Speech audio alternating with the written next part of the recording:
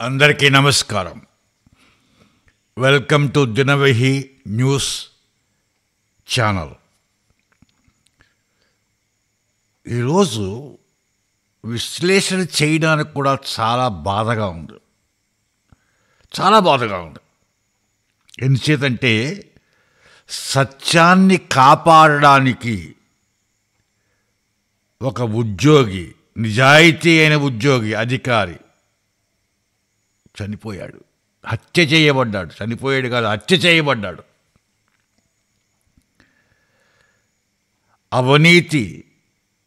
జరిగిన అవినీతిని బయట పెడతాడు అని అనుమానంతో ఒక దుర్మార్గులు హత్య చేశారు. ఒక పోలీస్ అధికారిని హత్య చేశారు. కలియుగ దైవం శ్రీ వెంకటేశ్వర స్వామి సన్నిధి తిరుమల తిరుపతి దేవస్థానంలో ఉన్న పరకామణిలో జరిగిన దోపిడీలో సత్యాల్ని బయట పెడతాడు అని హత్య చేశారు. పోలీస్ అధికారి సత్యం గురించి జీవితాన్ని త్యాగం చేశాడు. అధికారి సతీష్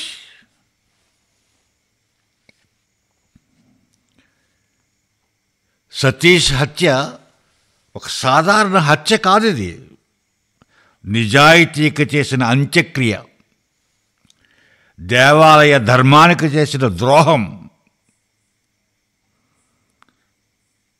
తిరుమల తిరుపతి దేవస్థానం పరకామణిలో జరిగిన కోట్ల రూపాయల దోపిడీకి సాక్ష్యమే ఈ సతీష్.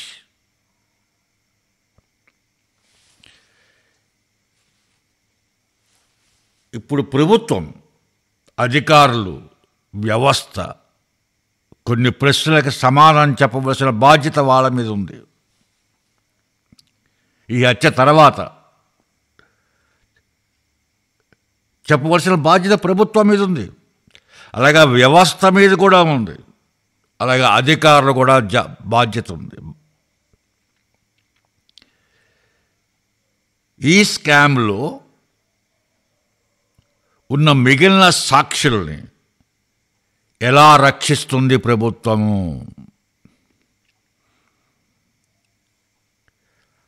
అవినీతి బయటపడకుండా సాక్ష్యాలు నాశనం చేయడమే ఈ హత్య ఉద్దేశమా? ఈ హత్యతో ఎవరికి లాభం చేకూరుతుంది? ఈ ప్రశ్నలకు సమాధానం చెప్పాలి ప్రభుత్వం. వ్యవస్థల సమాధానం చెప్పాలి, జవాబు చెప్పాలి. అధికారులు జవాబు చెప్పాలి. ఈ హత్యతో ఎవరికి లాభం చెప్పాలి? టీడీ పరకామణి అంటే రోజు కోట్ల రూపాయల నగదు, వెండి, బంగారం, విలువైన ఆభరణాలు, విరాళాల మహాప్రవాహం. అది అక్కడ లెక్కల్లో తేడా అంటే దోపిడీ అంటే ఎవరో పెద్ద మనుషులు అండతో జరిగే దోపిడీ. అందుకే పెద్ద మనుషులు పడకుండా జరిగినదే ఈ హత్య. ఆ పెద్ద మనుషులు బయటపడకూడదంటే సతీష్ బతికొండకూడదు. వాళ్ళ ఉద్దేశం అది. నిజాయితీపరుడైన సతీష్ కొందరు పెద్ద మనుషుల యొక్క జాతకాలన్నీ బయట పెడతాడు అని హత్య కామింపబడ్డాడు. ఇది ఒక విధంగా విజిల్ బ్లోయర్కి కూడా ఒక సందేశం ఇచ్చారు వీళ్ళందరూ. భయానక సందేశం. మీరు గనక నిజాలు బయట పెడితే మీ జాతకం కూడా ఇంతే, మీ భవిష్యత్తు కూడా ఇంతే, ఇలాగే జరుగుతుంది మీకు కూడా అని ఒక సందేశాన్ని పంపడానికే ఈ హత్య. వ్యవస్థపై కఠినమైన ప్రశ్నార్థకం ఈ హత్య. భక్తులతో నిండిన దేవాలయం వెనుక ఎంతో పెద్ద అవినీతి దోపిడీలు జరుగుతున్నాయి అన్నదానికి ఇది నిదర్శనం. నిర్మలమైన భక్తితో దోపిడీ జరుగుతోంది అక్కడ. ఆ దోపిడీ జరిగినప్పుడు వాటి వెనక ఉన్న సత్యాలు, పెద్దవాళ్ళ యొక్క జాతకాలు అన్నీ బయటపడతాయి అనే భయంతో ఈ సతీష్ను హత్య చేశారు. నిజాయితీపరుణ్ణి అడ్డం తొలగించుకున్నారు హత్య ద్వారా. దేవుడి దగ్గర దోపిడీ చేస్తే ప్రజలు శిక్షించరా? శిక్షిస్తారు గ్యారంటీగా. కాకపోతే 2 రోజులు పట్టచ్చు, 3 రోజులు పట్టచ్చు, 4 రోజులు పట్టచ్చు, టైం పట్టచ్చు. కానీ శిక్ష మాత్రం తప్పదు ఆ నేరస్తులకి. ఈ దోపిడీలో పాలు పంచుకున్న పెద్దలు, వాళ్ళ జాతకాలు ఈ పోలీస్ అధికారి సతీష్ కుమార్ దగ్గర ఉన్నాయి కాబట్టి అతను నిజాయితీపరుడు ఎక్కడ బయట పెడతాడు, తమ జాతకాలని, తమ గుట్టంతా బయటపడుతుంది అన్న భయంతో సతీష్ను హత్య చేశారు. సతీష్ లాంటి వాళ్ళు ఇంకా అధికారులు ఉన్నారు కొంతమంది. మరి వాళ్ళ సంగతి ఏంటి? వాళ్ళని ఎవరు కాపాడుతారు? కాపాడాలి ప్రభుత్వం.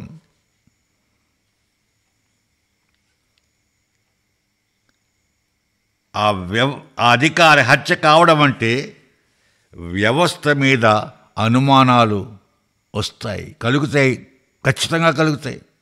ఎవరు దాన్ని అడ్డుకోలేరు అనుమానాలని. ఒక అధికారి, సతీష్ మామూలు ఆర్డినరీ వ్యక్తి కాదు, అతను ఒక అధికారి. అటువంటి పోలీస్ అధికారి, పైగా మామూలు అధికారి కూడా కాదు, పోలీస్ అధికారి, కీలకమైన వ్యక్తి పరకామణి కుంభకోణంలో. అటువంటి వ్యక్తిని హత్య చేశారు అంటే మరి వ్యవస్థల మీద అనుమానం రాదా? ఈరోజు సతీష్, రేపు ఇంకొక సాక్షి, లేదా రేపు ఇంకొక అధికారి, లేదా మరి ఒక వ్యక్తి. ఎంతకాలం? ఎవరు ఆ వ్యక్తి? ఎవరు? దీనికి ఎవరు జవాబు చెప్తారు? దేవాలయాన్ని ధర్మం కాపాడవలసిన చేతుల్లోనే దోపిడీలు జరుగుతున్నాయి, హత్యలు జరుగుతున్నాయి. నిజాన్ని బయట పెట్టాలనుకున్న వాళ్ళని చంపితే అది మహాపాపం. అలాంటి పాపం చేసిన వారిని న్యాయం క్షమించదు, ప్రజలు అసలే క్షమించరు. సతీష్ హత్య వెనుక ఉన్న వారిని ఎంత పెద్దవారైనా సరే ప్రభుత్వం ఉపేక్షించకూడదు. కఠినమైన చర్యలు తీసుకోవాలి వాళ్ళ మీద. వాళ్ళందరినీ బయటకు తీసుకురావాలి, చట్టం ముందు నిలబెట్టాలి వాళ్ళందరినీ. దొంగల చేతికి దేవాలయాన్ని అప్పజెప్పకూడదు. అదే సతీష్ నిజమైన నివాళి. అదే ప్రజల విశ్వాసానికి రక్షణ. అదే దేవుడి సేవల యొక్క పరమార్థం.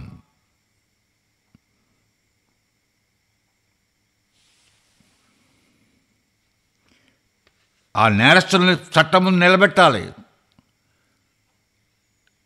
తగిన చట్టం ద్వారా శిక్షని వెయ్యాలి వాళ్ళకి.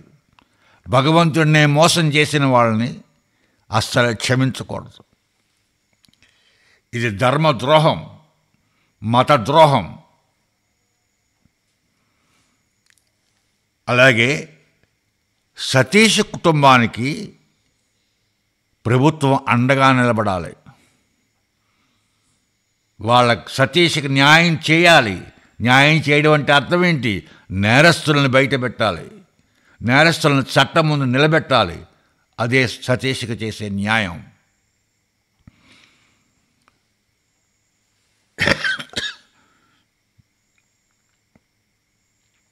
ప్రభుత్వం ఆ కుటుంబానికి అండగా నిలబడాలి. కుటుంబానికి అండగా నిలబడమే కాదు, అవసరం వస్తే అందులో చదువుకున్న వాళ్ళు ఎవరైనా ఉంటే భార్య కానీ పిల్లలు కానీ వారికి ఉద్యోగం కల్పించాలి.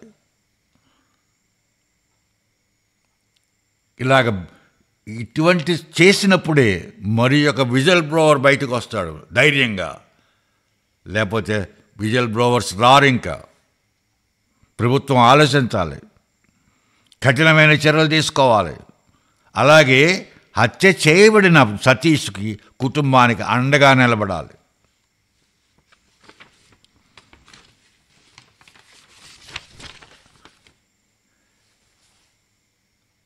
హత్య ద్వారా ఇతర సాక్షులకు విజిల్ బ్లోవర్కు ఒక భయానక సందేశం ఇచ్చారు వీళ్ళు. అటువంటి సందేశాన్ని ప్రభుత్వం చెప్పాలి. మేమున్నాం మీకు అండగా, నిజాన్ని బయట పెట్టండి, మీకు తెలుసున్న నిజాల్ని అని ప్రభుత్వం హామీ ఇవ్వాలి అందరికీ, సాక్షులందరికీ.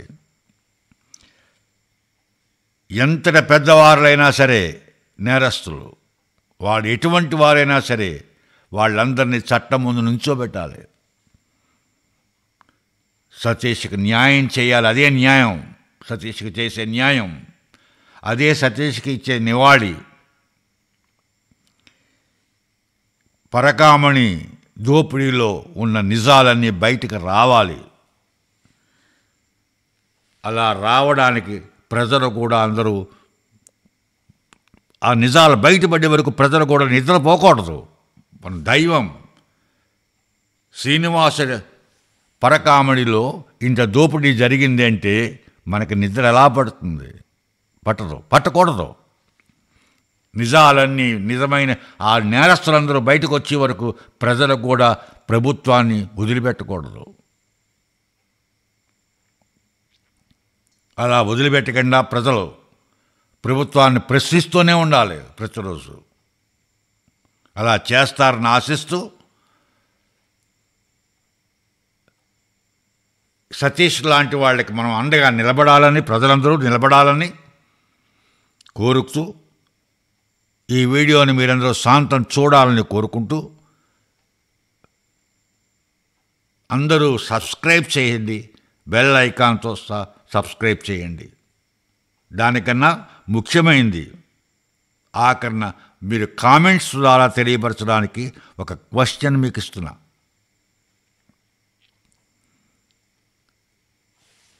సతీష్ను ఎందుకు హత్య చేశారు? అసలు అది హత్యేనా? హత్య అయితే ఎందుకు హత్య చేశారు అన్నది మీ కామెంట్స్ ద్వారా తెలియపరచండి. అలా తెలియపరుస్తారని ఆశిస్తున్నాను. అలా అందరూ ప్రతి వాళ్ళు కామెంట్స్ ద్వారా తెలియపరిచినప్పుడే సతీష్ యొక్క నివాళి మనం అందరూ ఇచ్చినట్టు అవుతుంది. అలాగే ప్రభుత్వానికి కూడా ఒక సందేశం ఇచ్చిన వాళ్ళం అవుతాం. అంటే ప్రతి వ్యక్తి కూడా కామెంట్స్ ద్వారా తెలియపరచండి. సతీష్ని ఎందుకు హత్య చేశారు, అసలు సతీష్కి జరిగింది హత్యేనా అన్న విషయం మీద మీ అందరి అభిప్రాయాలు కామెంట్స్ ద్వారా తెలియపరిచి ప్రభుత్వానికి ఒక సందేశాన్ని పంపండి అని అందరినీ కోరుతున్నాను. అలాగే అందరూ సబ్స్క్రైబ్ చేయమని కూడా కోరుతున్నాను. జై హింద్.